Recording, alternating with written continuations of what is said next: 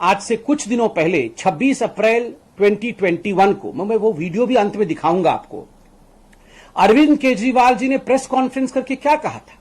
Arvind Kejriwal ji press conference करते हैं और केजरीवाल जी कहते हैं कि हम 1,34,00,000 वैक्सीन के लिए ऑर्डर देने वाले हैं, ये मंजूरी हो गई है, दिल्ली सरकार ने ये मंजूरी दे दी है। और चारों तरफ वाहवाही शुरू हो जाती है। देखिए अरविंद केजरीवाल जी कितने प्रोएक्टिव चीफ मिनिस्टर हैं, समय रहते उन्होंने ऑर्डर भी दे दिया है। 1 करोड़, और कोई छोटा मोटा नहीं, 1,34,00,000 वैक्सीन के लिए ऑर्डर दे दिया है।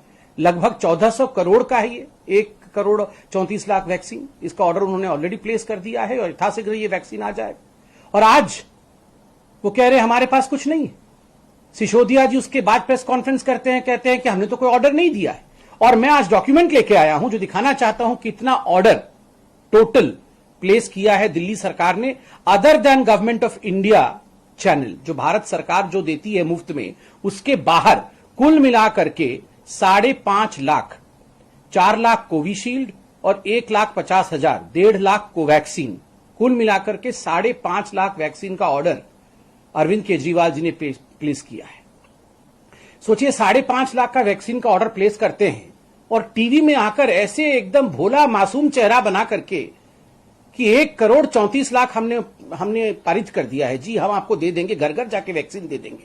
हम सब जानते हैं कि पूरा देश इस वक्त कोरोना से बहुत बुरी तरह से हिट है और ये जो दूसरी वेव आई है पूरे देश में, दिल्ली में तो चौथी वेव है, दूसरी वेव के तहत पूरे देश में हाहाकार मचा हुआ है और हम अपने लोगों को चाह के भी नहीं बचा पा रहे हैं।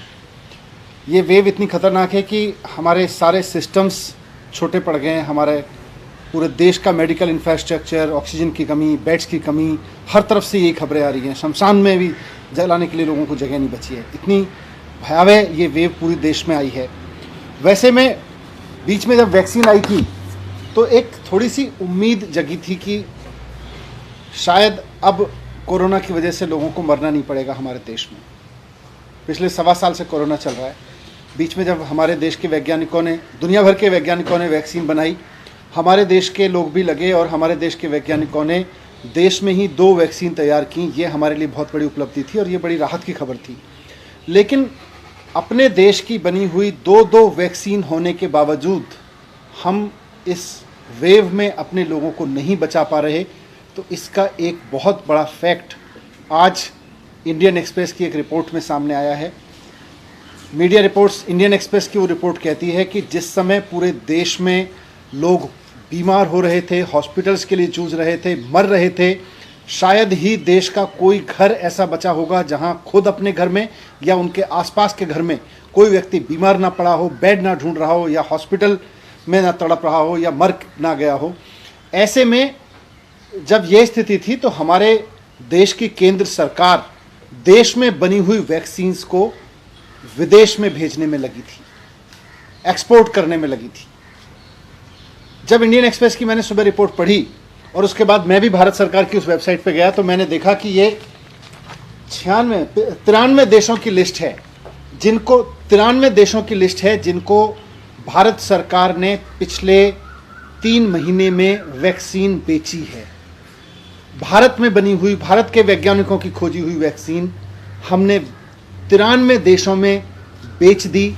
6.5 करोड़ वैक्सीन की डोजेज हमने दूसरे देश के लोगों को भेज दी। थोड़ी सी और रिसर्च की, इंडियन एक्सप्रेस ने भी आज उसको रिपोर्ट किया है, मैंने भी थोड़ी और रिसर्च की, तो ये समझ में आता है कि इन 93 देशों में से 60% देश तो ऐसे हैं जहां कोरोना की हालत बिल्कुल खराब नहीं है, जहां कोरोना ऑलमोस्ट कंट्रोल में है। 88 देश, 93 में से 88 देश ऐसे हैं जहां पर डेथ कोई बड़ा चैलेंज नहीं है, वहां पे डेथ का इतना भयावह सामना नहीं कर रहे। मार्च से लेके, जब से कोरोना की दूसरी वेव पूरे देश में आई है, मार्च से लेके और अब तक पूरे देश में, हमारे देश में 1 लाख मृत्यु हो चुकी है, 1 लाख लोग कोरोना का शिकार हो चुके हैं। और हम 6.5 करोड़ अपने देश की बनाई हुई वैक्सीन जो इन लोगों को लग सकती थी, इनमें से कई लोगों की जान बच सकती थी, हम इस वैक्सीन को विदेशों में भेज रहे हैं। 93 देशों को हम एक्सपोर्ट कर रहे हैं। किस लिए? ये इस प्रकार की राजनीति अच्छी बात नहीं है। हकीकत रखिए आप जनता के साथ। अब देखिए, वैक्सीन की स्थिति में दिल्ली को किस प्रकार से भ्रमित किया गया, मैं आपके सामने रखना चाहूंगा। जब पहला फेज और दूसरा फेज खुला, जिसमें पहले फेज में जो हेल्थ केयर वर्कर्स को मिलना था वैक्सीन, और बाकी बाद के फेज में किस प्रकार से 60 साल के और कोमॉर्बिड और 45 साल से ऊपर के, उसमें जो हेल्थ केयर वर्कर थे उनका जो फर्स्ट डोज कवरेज था वो मात्र 77.67% दिल्ली में ये डोज दिया गया था। Health care worker second dose coverage, आपको जान के बड़ा कष्ट होगा, तकलीफ होगा कि ओनली 53%, केवल लगभग 50% लोगों को ही दिया गया। क्यों? उस समय रोज आपको प्रेस कॉन्फ्रेंस करना था, लोगों को बाहर निकालना था, उस समय रोज कहना था कि प्लीज गेट वैक्सीनेटेड। उस समय आपने कहा भी नहीं, और केवल 53% लोगों को, जो हेल्थ केयर वर्कर्स थे, हमारे फ्रंटलाइन वर्कर हैं, उनको सेकेंड डोज मिला। जो frontline worker first line coverage, front line वो हेल्थ वर्कर्स थे, ये फ्रंट लाइन वर्कर्स हैं, उनका first dose coverage 79%, front line workers second dose coverage जो है ये मात्र 50%, only 50%। Person above 45 years of age, 45 साल से ऊपर के, उनका जो फर्स्ट डोज है, आपको जान के दुख होगा, कष्ट होगा, मगर मैं ये बता रहा हूं आंकड़े, ओनली 41%। मात्र 41.08% लोगों को ये डोज मिला दिल्ली में। ठीक उसी प्रकार 45 साल से ऊपर जिनको सेकेंड डोज मिला दिल्ली में, वो 8.93%। Person above 60 years of age जिनको पहला डोज मिला, वो 48.03%, केवल 48% को। जबकि ये सारा कुछ वहन केंद्र सरकार कर रही है, मुफ्त में वे वैक्सीन भेज रही है, आपके पास स्टॉक में था, उसके बाद भी केवल 48% को मिला। Person above 60 years of age second dose coverage मात्र 17.29%, 17.29%।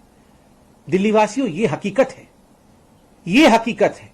लाखों एडवर्टाइजमेंट सुबह से शाम तक, मगर हकीकत 17%, 48%, 50%, इतने ही लोगों को जो वैक्सीन मुफ्त मिल रहा था, वो वैक्सीन पहुंच नहीं पाया।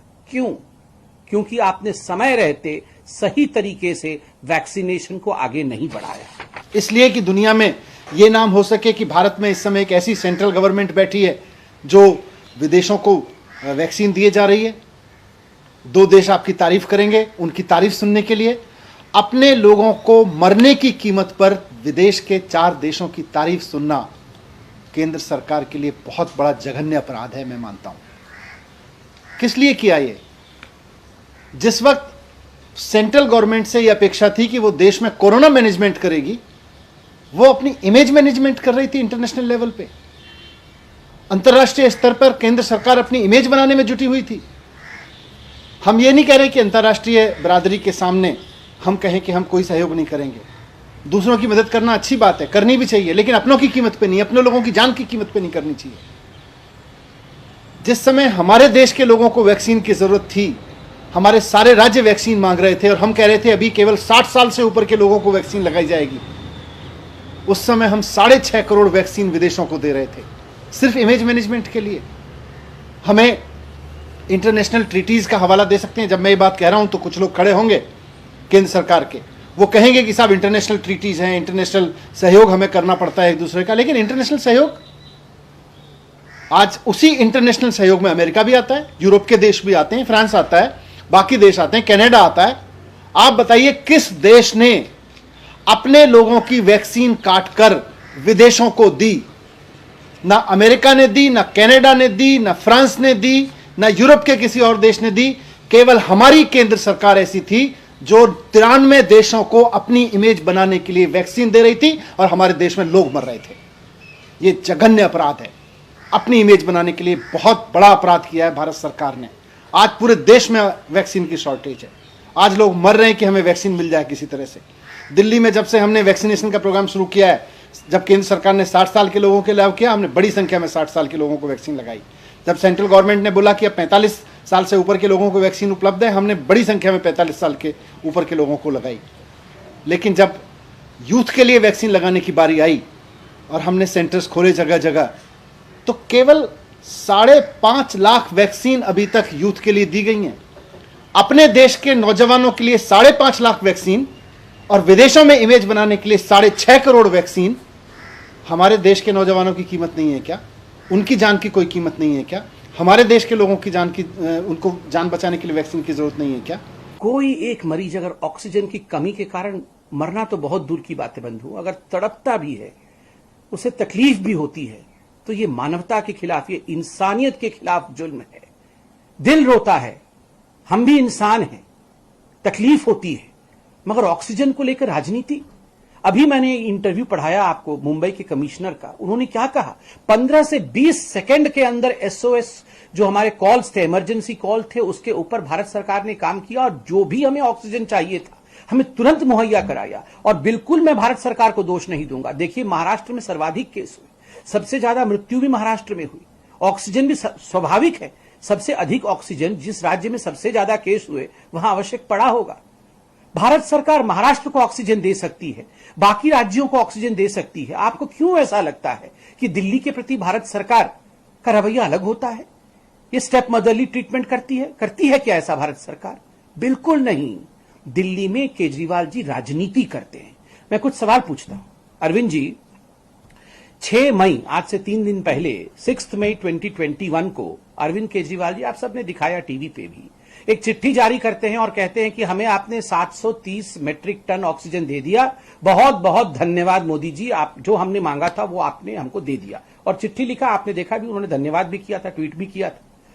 चंद मिनटों के बाद उनके प्रवक्ता, उनके विधायक और ये पूरा जो मैनेजमेंट देख रहे हैं दिल्ली में कोविड के, वैसे राघव चड्ढा जी ऑक्सीजन बुलेटिन जारी करते हैं और ऑक्सीजन बुलेटिन जारी करके कहते हैं हमारी आवश्यकता, दिल्ली की आवश्यकता तो 976 मीट्रिक टन है और आपूर्ति केवल 59% ही हुई है, बाकी आपूर्ति नहीं हुई। 4 मिनट पहले केजरीवाल जी कहते हैं कि बहुत बहुत धन्यवाद, 730 मीट्रिक टन हमारी आवश्यकता थी, आपने दे दिया जी।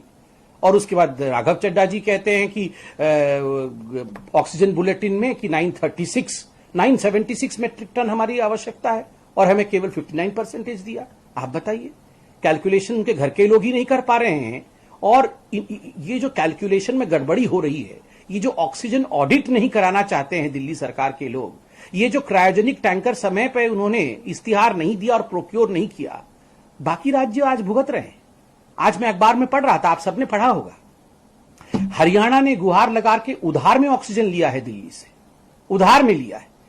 बाकी राज्यों को उधार में ऑक्सीजन लेना पड़ रहा है दिल्ली से, क्योंकि दिल्ली के जो मैनेजर्स हैं, दिल्ली की जो सरकार है, वो मैनेजमेंट नहीं कर पा रही है, ना तो हिसाब कर पा रही है, ना मैनेजमेंट कर पा रही है। और आपने देखा होगा 2 दिन पहले एक बहुत बड़े अखबार ने the 5 points where Delhi failed, उसमें पूरा हिसाब दिया था कहां कहां दिल्ली की सरकार फेल की है। आप देख सकते हैं, उसमें एक बहुत महत्वपूर्ण ट्रांसपोर्टर के साथ उन्होंने इंटरव्यू भी छापा था। उस ट्रांसपोर्टर ने कहा, मुझे भारतवर्ष के सभी मुख्यमंत्रियों के ऑर्डर मिल गए थे समय रहते कि आप हमें क्रायोजेनिक टैंकर दीजिए, आप हमें टैंकर दीजिए और इतने टैंकर के पैसे आप अभी से एडवांस में लीजिए। और केजरीवाल जी के अर्थात दिल्ली सरकार का लास्ट में आया, क्योंकि वो तो बिजी थे, एडवर्टाइजमेंट करने में बिजी थे। और मैं तो एडवर्टाइजमेंट का पेपर भी लेके आया हूं। आपको विश्वास नहीं होगा कितने कितने करोड़ों रुपए ये एडवर्टाइजमेंट पे खर्च करते हैं। अगर अमेरिका ये सोचता है कि हम अपने देश के लोगों के लिए वैक्सीन की व्यवस्था करेंगे, यूरोप के देश ये सोचते हैं, कनाडा ये सोचता है, तो भारत सरकार ने ये क्यों नहीं सोचा कि पहले हमें वैक्सीन अपने देश के लोगों को देनी चाहिए? इन सारी इंटरनेशनल ट्रीटीज में सारे देश आते हैं। फ्रांस, किसी देश ने नहीं दी, केवल फ्रांस एकमात्र ऐसा देश है जिसने मार्च में नहीं, पिछले महीने अपने देश के सारे लोगों के लिए वैक्सीन इंश्योर करने के बाद पिछले महीने केवल 1 लाख डोज इंटरनेशनली उपलब्ध कराई हैं। और हम अपने देश के लोगों को कह रहे हैं हम 60 साल से ऊपर के लोगों को नहीं देंगे, बहुत लिमिटेड में देंगे शुरू में, अभी हम 45 साल तक के लिए देंगे, अभी हम 18 साल के लिए केवल 4.5 लाख देंगे और 6.5 करोड़ वैक्सीन हम दूसरे देशों को दे रहे हैं। आज दिल्ली में जब से हमने ये 18 से 24 साल का वैक्सीनेशन का प्रोग्राम शुरू किया है, 18 से 44 साल के लिए ऑनलाइन अपॉइंटमेंट ले रहे हैं लोग। और इस ऑनलाइन अपॉइंटमेंट लेने के लिए लोग 24 घंटे कंप्यूटर पर बैठते हैं, अपने मोबाइल पर बैठते हैं कि किसी तरह से हमें और हमारे परिवार को ये सुरक्षा चक्र मिल जाए, कोरोना से जीवित बचे रहने के लिए एक डोज मिल जाए। उस डोज को लेने के लिए लोग 24 घंटे कंप्यूटर पर बैठ के अपॉइंटमेंट लेते हैं। और हम विदेशों को वैक्सीन बेच रहे हैं, हम विदेशों में सप्लाई किए जा रहे हैं, हमें अपने देश के लोगों की चिंता नहीं है। ये शॉर्टेज इसलिए है क्योंकि हमने अपने देश के लोगों की चिंता किए बिना अपना इमेज मैनेजमेंट करने के लिए, अपनी इमेज चमकाने के लिए केवल और केवल विदेशों को वैक्सीन दी है। मेरा अब जो हुआ सो हुआ, मेरा केंद्र सरकार से रिक्वेस्ट है कि ये जो 93 देश हैं, इनको आपने जो भी वैक्सीन दी, ठीक है, वहाँ भी हो सकता है कुछ लोगों की जान बची हो, लेकिन अंतर्राष्ट्रीय बिरादरी से कुछ सीखिए। सब देशों ने पहले अपने लोगों के लिए वैक्सीन का इंतजाम किया। अमेरिका ने किसी को एक्सपोर्ट नहीं किया, फ्रांस ने किसी को पहले एक्सपोर्ट नहीं किया, कनाडा ने किसी को एक्सपोर्ट नहीं किया, यूरोप के किसी देश ने एक्सपोर्ट नहीं किया। सब ने पहले अपने देश के लोगों के लिए इंतजाम किया। मेरा केंद्र सरकार से अनुरोध है कि अब जो वैक्सीन बन रही है, पहले अपने देश के लोगों को दीजिए, अपने देश के एक एक व्यक्ति को वैक्सीन लगाइए। और जैसा दिल्ली सरकार कह रही है, आप वैक्सीन उपलब्ध कराइए। हम 3 महीने के अंदर अंदर पूरे देश, पूरी दिल्ली को 2 डोज उपलब्ध करा देंगे। हमारी पूरी मशीनरी तैयार है, हमारी पूरी व्यवस्था तैयार है। उसी तर्ज पे आप दूसरे राज्यों को भी वैक्सीन उपलब्ध कराइए। अब इसको छोड़िए और इमेज बनाने की जगह आप देश के लोगों को बचाने पे काम कीजिए। बंधुगण, ठीक उसी प्रकार से ऑक्सीजन को लेकर मैं कैलकुलेशन के विषय में बोल रहा था। ऑक्सीजन ऑडिट के विषय में मैंने बताया कि जिस प्रकार से ऑक्सीजन ऑडिट को लेकर अरविंद केजरीवाल जी ने मनाही की थी कि वो ऑक्सीजन ऑडिट नहीं कराएंगे, हरियाणा को भी आज उधार लेना पड़ा है। एक बड़ा विषय हमने चंद दिनों पहले देखा कि किस प्रकार इमरान हुसैन, जो इनके एमएलए हैं, इमरान हुसैन के घर के पास से, घर के या ऑफिस के अंदर से 400-500 ऑक्सीजन सिलेंडर मिलते हैं। हाईकोर्ट इसमें संज्ञान लेता है, हाईकोर्ट नोटिस भी भेजता है। ठीक है, आप लोगों में बांट रहे होंगे, यह अलग विषय है, आप हाईकोर्ट को जवाब दीजिएगा, मगर सवाल उठता है 400-500 सिलेंडर को अपने घर के अंदर रखना और उससे अपने क्षेत्र के लोगों को ऑक्सीजन बांटने की कोशिश करते हुए वहां से वोट लेने का प्रयास करना। Is oxygen for vote? ये ऑक्सीजन एक वोट का मशीन है क्या? क्या आप सोचिए, अगर सारे विधायक इस देश के और सारे सांसद इस देश के कहेंगे कि ऑक्सीजन बांटने का नोडल सेंटर मैं बन जाऊंगा, वेंटिलेटर और ऑक्सीजन लाके मैं अपने घर में रखूंगा और आवश्यकता पड़ने पर मैं दूंगा, तो इस देश में हम कोरोना के खिलाफ लड़ पाएंगे? सिस्टम बना हुआ है, हॉस्पिटल में ऑक्सीजन रहना चाहिए, आवश्यकता पड़ने पर डॉक्टर ऑक्सीजन लगाएगा। विधायक या सांसद ये नहीं तय करेगा कि कौन से मरीज को ऑक्सीजन लगाना है और कौन से मरीज को ऑक्सीजन नहीं लगाना है। इसीलिए तो ऑक्सीजन ऑडिट की आवश्यकता है कि आखिरकार जो ऑक्सीजन दिल्ली को आ रहा है वो ऑक्सीजन जा कहां रहा है, कहां जा रहा है वो ऑक्सीजन। जब उतने ही ऑक्सीजन में महाराष्ट्र, उससे कम ऑक्सीजन में पर कैपिटा ऑक्सीजन आप देखिएगा तो दिल्ली में जिस प्रकार का पर कैपिटा ऑक्सीजन हाईएस्ट है, कहां जा रहा है ये ऑक्सीजन? ये सवाल हम पूछना चाहते हैं। बिल्कुल, आप देखिए सेकेंड वेव में बड़ी संख्या में देश में यूथ की डेथ हुई है। पूरे देश में नौजवानों की बहुत डेथ हुई है, हमारे परिवारों में हुई है, हमारे जानकारों में हुई है। बहुत दुख, ऐसे ऐसे चेहरे याद आ रहे हैं, हमारे वॉलंटियर्स, हमारे अपने परिवार के लोग। अगर उनको वैक्सीन मिल गई होती तो वो सब बच गए होते, उनके अंदर एंटीबॉडीज बन गई होती। मार्च में हमारे पास वैक्सीन थी, अप्रैल मई में हमारे पास में वैक्सीन, अप्रैल में हमारे पास वैक्सीन थी, लेकिन हमने अपने देश के यूथ को देने की जगह, जो 1 लाख लोग मरे उनमें बड़ी संख्या में यूथ है। जो बुजुर्ग भी मरे उनको भी बचाया जा सकता था, यूथ को तो 100% बचाया जा सकता था अगर उसको वैक्सीन समय पे दे दी गई होती। हम अपने देश के लोगों को वैक्सीन समय पे देने की जगह सिर्फ इसलिए क्योंकि इंटरनेशनल लेवल पे हमारी सरकार का एक मान मर्दन होगा, हमारा इमेज मैनेजमेंट होगा, उसके लिए हम विदेशों को वैक्सीन बेचते रहे। दुनिया के बाकी देशों ने तो नहीं बेची, हम क्यों बेचते रहे?